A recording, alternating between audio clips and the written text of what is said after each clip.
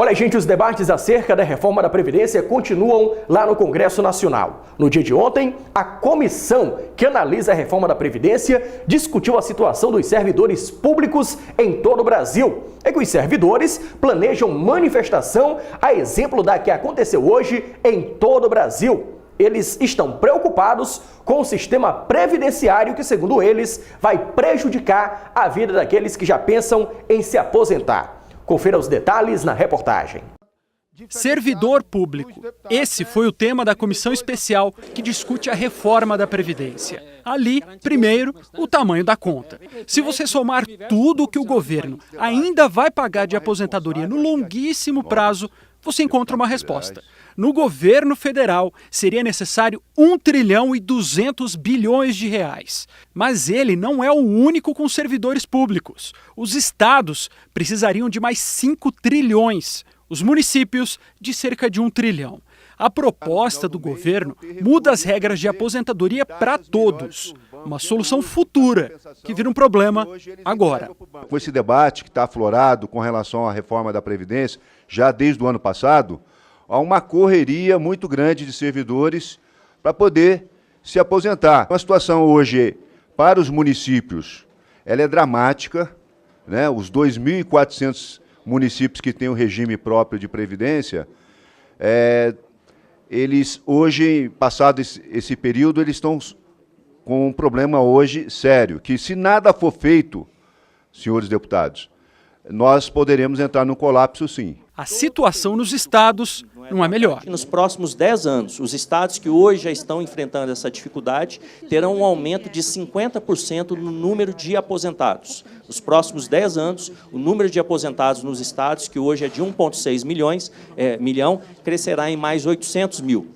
Pelas contas do governo, a reforma poderia gerar uma economia de mais de 30% para os municípios, para os estados, de cerca de 20%.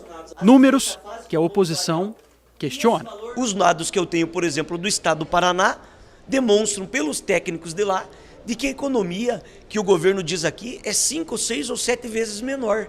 Qual é o número real? Quais as pessoas a serem atingidas? Como isso vai impactar nas economias? Não é possível tratar de um problema tão grave como esse com achismo ou com a falta de dados. Outra discussão é política. Brasília pode pagar o custo de uma mudança que deveria ser feita pelos estados. A dúvida existe até mesmo do ponto de vista técnico. Existem estados que, da forma com que está a PEC, possa ter um problema do ponto de vista fiscal agravado. Então nós precisamos ver estado por estado para poder tomar essa decisão.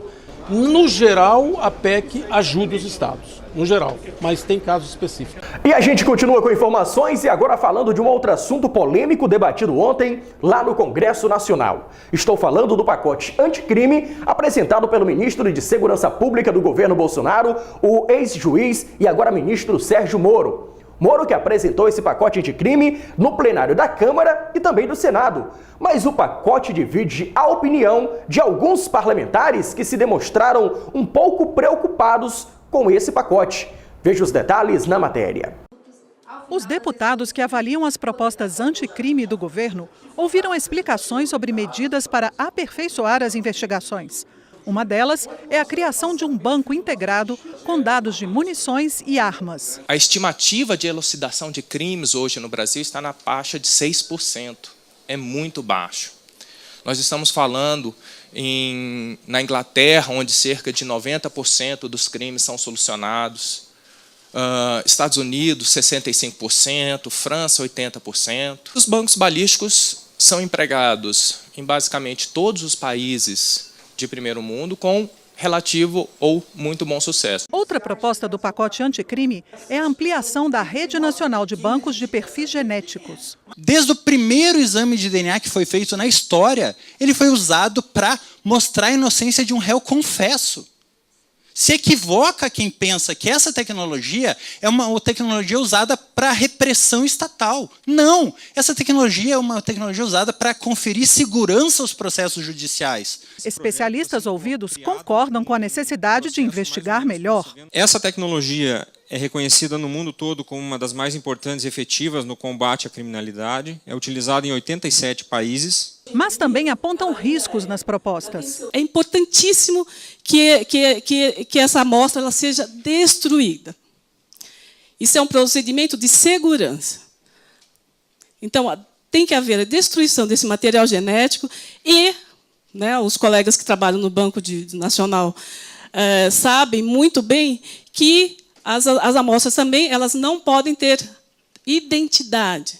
O perito não pode saber, ele não pode conhecer a identidade do suspeito. Os deputados presentes apoiaram as propostas, ainda que com ressalvas, como a falta de previsão de recursos para o banco de balística e a necessidade de segurança no banco de DNA. Evidentemente, todos nós queremos que, por exemplo, os crimes de estupro possam ser mais rapidamente identificados a sua autoria, tem uma redução da violência dos crimes de feminicídio. Essa é uma pauta muito importante do grupo de trabalho aqui de segurança pública. Mas nós temos que ter protocolo.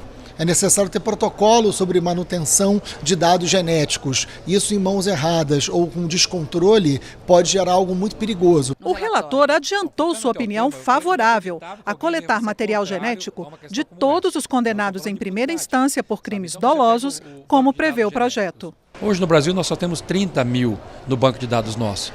Os Estados Unidos, por exemplo, tem mais de 3 milhões.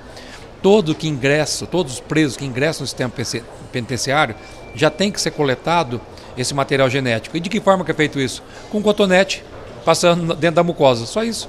É a saliva que você pega ou um fio de cabelo. O grupo de trabalho programou mais 5 audiências públicas para fundamentar o relatório.